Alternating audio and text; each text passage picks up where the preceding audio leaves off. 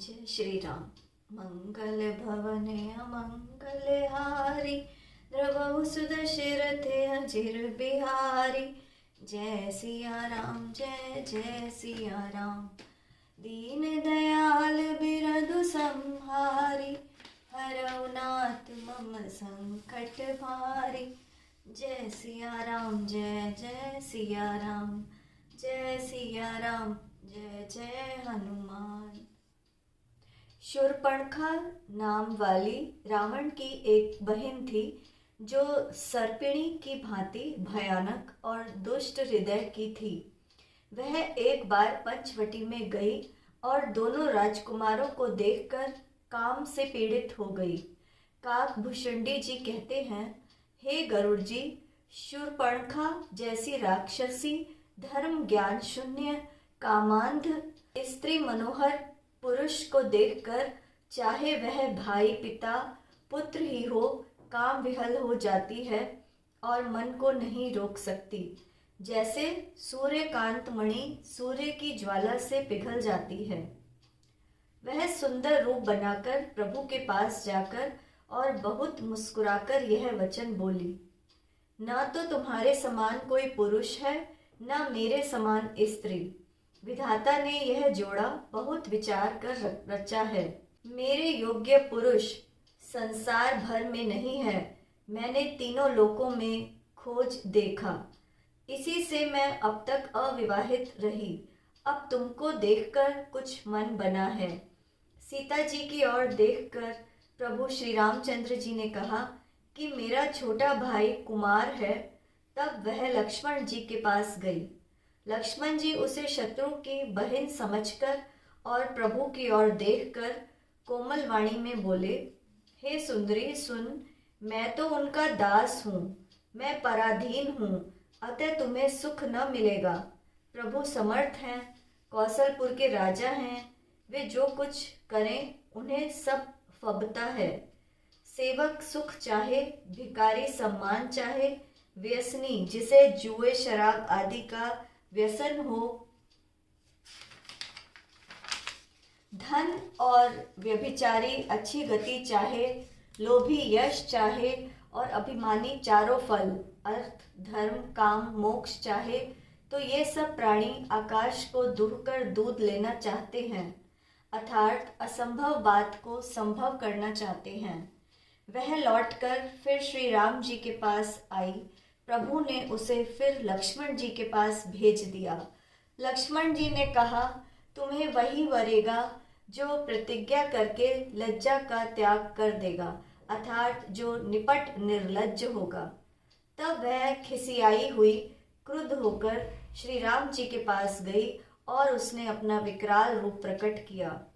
सीता जी को डरते हुए देखकर श्री रघुनाथ जी ने लक्ष्मण जी को इशारा देकर कहा। लक्ष्मण जी ने अत्यंत शीघ्रता से उसको बिना नाक कान की कर दिया, मानो उसके हाथ रावण को चुनौती दी हो। बिना नाक कान के वह भयंकर हो गई। उसके शरीर से रक्त इस प्रकार बहने लगा मानो काले पर्वत से गेरू की धारा बह रही हो। वह विलाप करती हुई खरदूषण के पास गई और बोली, हे भाई, तुम्हारे पौरुष वीरता को धिक्कार है, तुम्हारे बल को धिक्कार है। उन्होंने पूछा। तब शूर्पणखा ने विस्तार से सब कुछ कहा। सब सुनकर राक्षसों ने सेना तैयार की। राक्षस समूह इस प्रकार झुंड के झुंड दौड़े मानो पंखधारी काजल के पर्वतों का झुंड हो। वे अनेक प्रकार की सवारियों पर चढ़े हुए तथा अनेक आकार के हैं। वे अपार हैं और अनेकों प्रकार के असंख्य भयानक हथियार धारण किए हुए हैं। उन्होंने नाक कान कटी हुई अमंगल रूपिणी शूर्पणखा को सबसे आगे कर लिया। अनगिनत भयंकर अपशकुन हो रहे हैं, परंतु मृत्यु के वश होने के कारण वे सब के सब उनकी कुछ गणना ही नहीं करते। गरजते हैं, ललकारते हैं और आकाश में उड़ते हैं। सेना देखकर योद्धा लोग बहुत ही हर्षित होते हैं। कोई कहता है, दोनों भाइयों को जीवित ही पकड़ लो, फिर पकड़कर मार डालो और स्त्री को छीन लो। आकाश मंडल धूल से भर गया। तब श्री राम जी ने लक्ष्मण जी को बुलाकर उनसे कहा, राक्षसों की भयंकर सेना आ गई है। सीता जी को लेकर तुम पर्वत की कंदरा में चले जाओ, सावधान रहना। प्रभु श्री रामचंद्र जी के वचन सुनकर लक्ष्मण जी हाथ में धनुष बांध लिए श्री सीता जी के साथ चल पड़े। शत्रुओं की सेना पास आ गई है, यह देखकर श्री राम जी ने हंसकर कठिन धनुष को चढ़ाया। कठिन धनुष चढ़ाकर सिर पर जटा का जूड़ा बांधते हुए प्रभु कैसे शोभायमान हो रहे हैं, जैसे मरकतमणि पन्ने के पर्वत पर करोड़ों बिजलियों से दो सांप लड़ रहे हों। कमर में तरकस कसकर, लंबी भुजाओं में धनुष लेकर और बाण सुधार कर प्रभु श्री रामचंद्र जी राक्षसों की ओर देख रहे हैं। मानो मतवाले हाथियों के समूह को आता देखकर सिंह उनकी ओर देख रहा हो।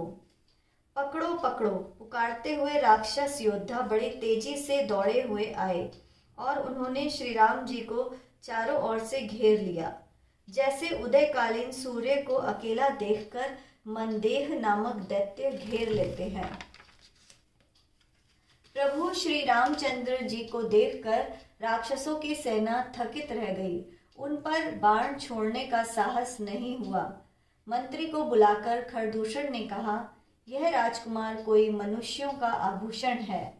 जितने भी नाग, असुर, देवता, मनुष्य और मुनि हैं, उनमें से हमने न जाने कितने देखे, जीते और मारे भी, पर हे सब भाइयों सुनो, हमने जीवन भर में ऐसी सुंदरता कहीं नहीं देखी।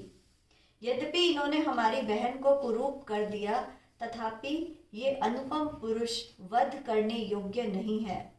छिपाई हुई अपनी स्त्री हमें तुरंत दे दो और दोनों भाई अपने प्राण बचाकर घर लौट जाओ। मेरा यह आदेश तुम लोग उसे सुनाओ और उसका उत्तर सुनकर शीघ्र आओ। दूतों ने जाकर यह संदेश श्री रामचंद्र जी से कहा। उसे सुनते ही श्री रामचंद्र जी ने मुस्कुराकर कहा, हम क्षत्रिय हैं, वन में शिकार करते हैं और तुम्हारे समान दुष्ट पशुओं को तो ढूंढते ही फिरते हैं। हम बलवान शत्रु को देखकर नहीं डरते।